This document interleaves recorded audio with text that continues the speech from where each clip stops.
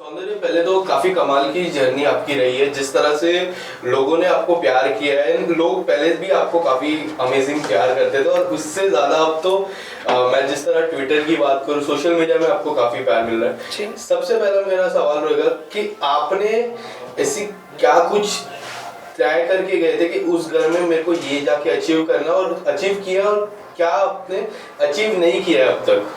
सबसे पहली बात तो ये है कि आई एम वेरी थैंकफुल कि मैं गई और चीज़ें ऐसी बन गई कि बिग बॉस ने मुझे बुला लिया। क्योंकि मैंने लाइफ में कभी बिग बॉस नहीं देखा है और मुझे पता नहीं कि रियलिटी शो में कैसे रहना है, कैसे कंडक्ट करना है, और ना मेरी कोई प्रिपरेशंस थी।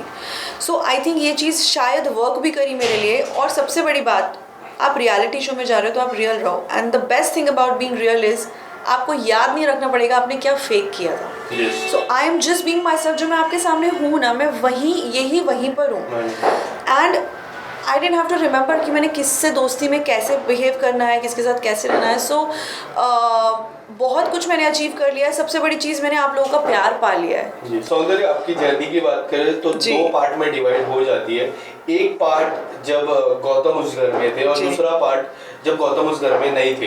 हाँ। सबसे पहला पार्ट अगर मैं बात करूं तो लोगों का ये मानना था कि this was just for game, and उसके बाद जो जिस तरह पता चला, जिस तरह आप टास्क करते थे और जिस तरह that was not for game, तो वो दो इक्वेशन के बारे में थोड़ा सा अगर आप डिटेल में, या फिर अब आप बाहर जब आते हो तो उस दो पार्ट के बारे में किस तरह से डिस्कशन होता है? आपने इस बार गौतम को पूछा? नहीं, एनीवे मेरी उनसे बात नहीं हुई है अभी तक। मुझे 2 दिन हो गए आए हुए, फ़ोन नहीं आया उनका। तो अभी आपको पता लग गया होगा कि क्या गेम है और क्या नहीं है। एनीवे, जो मेरा उनके साथ भी जो मेरा बॉन्ड था, it was very genuine and real. और मैंने हर जगह, I am not sharing away from talking about this, मेरा जिसके साथ भी बॉन्ड बना है बहुत ही जेन्युइन। चाहे वो प्रियंका अंकित के साथ रहा हो, चाहे वो 5 हफ्ते के लिए रहा, बट वो बहुत जेन्युइन था। तो झगड़ा उनसे भी हुआ ना, तो उस पर किसी ने सवाल नहीं उठाया। स्टैन के साथ भी था ना, उसके बाद वो मंडली में चले गए, उस पर किसी ने सवाल नहीं उठाया। तो वाई ओनली दिस? तो कहने का मतलब है, कभी कभी सर्कमस्टांसेस, चीज़ें ऐसी बन जाती हैं कि आपके रिश्ते तो बनते हैं आपकी तरफ से जेन्युइन, अब सामने वाले का कितना क्या है उसमें, वो भी बहुत मैटर करता है ना। ताली एक हाथ से नहीं बजती है। सौंदर्य, क्या आपको लगता है कि इस सीजन में सबसे ज्यादा पेरेंट्स इन्वॉल्व हुए हैं?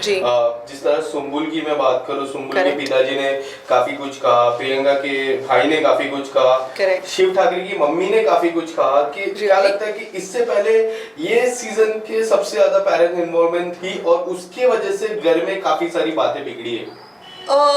मेरे को लगता है पेरेंट्स के आने से बातें बिगड़ती नहीं है, बनती हैं। सबके पॉइंट ऑफ व्यू होते हैं। और मुझे एक्चुअली अभी तक मैं एपिसोड्स देख नहीं पाई हूँ, तो मुझे नहीं पता है कि उनकी आई ने क्या बोला, उनके भाई ने कितना बोला है, या बाकियों के पेरेंट्स ने कितना क्या बोला है। बट मेरा ये मानना है कि डेफिनेटली पेरेंट्स के आने से एनर्जी चेंज हो गई थी, वाइब चेंज हो गई थी। और बाहर का कोई भी इंसान आता है तो एक पॉइंट ऑफ व्यू लेकर आता है, कोई भी हो, अच्छा बुरा सबके लिए। But what it did best for all of us is कि सबको एक इमोशनली स्ट्रेंथन किया उस चीज़ ने। और रही बात बाहर के पॉइंट ऑफ व्यू की, अब है पॉइंट ऑफ व्यू, जो चीज़ें बाहर चल रही है हमको तो नहीं पता थी, करेक्ट। और मुझे तो अभी भी नहीं पता है कि किसने क्या बोला है। I am still going through a lot. तो ये तो बहुत ही अच्छा और एक यूनिक चीज़ बिग बॉस ने लेके आया कि फैमिली को भी इन्वॉल्व किया। जैसे आपका इलेक्शन गलत हुआ है, वैसे सब लोग को बोल रहे थे सुम्बुल का गेम में कुछ इन्वॉल्व नहीं है। सुम्बुल हो गया, MC स्टैन हो गया, आप इसके बारे में क्या बोलना चाहोगे? आपको क्या लगता है, आपके हिसाब से कौन वीक है बिग बॉस में अभी? मैं ये नहीं कहूँगी वीक है, क्योंकि जिन लोगों को स्टार्टिंग से हम वीक भेड़ चाल बोलते थे वो तो फाइनल तक आ गए, और जो खेलने वाले लोग हैं वो आपके सामने बैठ के इंटरव्यू दे रहे हैं। सो मेरे बोलने ना बोलने से नहीं होता, क्योंकि हमारा परसेप्शन अलग है। देन देयर सब सी ऑल्सो एक और बात है ना कि मैंने कभी कोई टीवी शो नहीं किया है, मैं फिल्म बैकग्राउंड से हूँ और वेब शोज़ मैं करती हूँ, तो मेरा फैन बेस बहुत अलग है। देन सुम्बुल का 2 साल से टीवी शो चल रहा है, उसने एक बहुत बड़ा फैन बेस बनाया, लोग उसे बहुत प्यार करते हैं, ठीक है। उनकी शायद वही पर्सनालिटी है कि वो इतने अग्रेसिव नहीं हैं, वो जैसी हैं शांत हैं। तो इन्वॉल्वमेंट उनका है, उनके लेवल पर है, मतलब वो जैसी हैं उस तरीके से है। सौंदर्य, क्या आपको लगता है कि आपने एक इंटरव्यू में भी इस बात का जिक्र किया था कि जिस तरह लोग साजिद खान से टच में आ रहे हैं, जिस तरह इन्वॉल्व हो रहे हैं, वो लोग कहीं हद तक बॉलीवुड की ब्रेक थ्रू के लिए वो सारी चीजें कर रही है जो आपको नहीं करना है?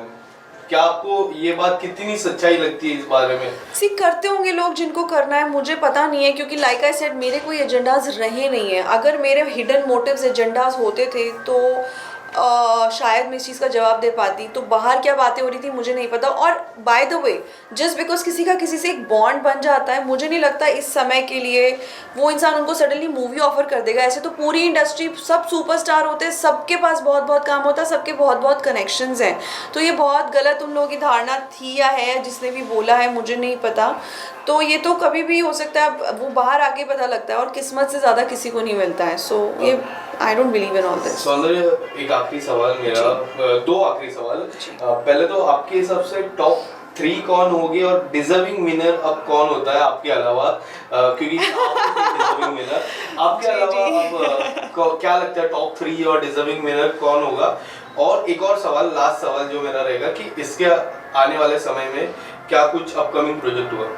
ओके, तो पहला डिजर्विंग के लिए मैं बोलूँगी मेरे अलावा कि देखिए अभी मेरे हिसाब से जिन सब लोगों ने 105 दिन निकाले वो विनर्स है, apart from the negative elements I am talking about. क्योंकि अपने आप में रहना ये एक विनिंग क्वालिटी है, इतने दिन वहाँ रह जाना।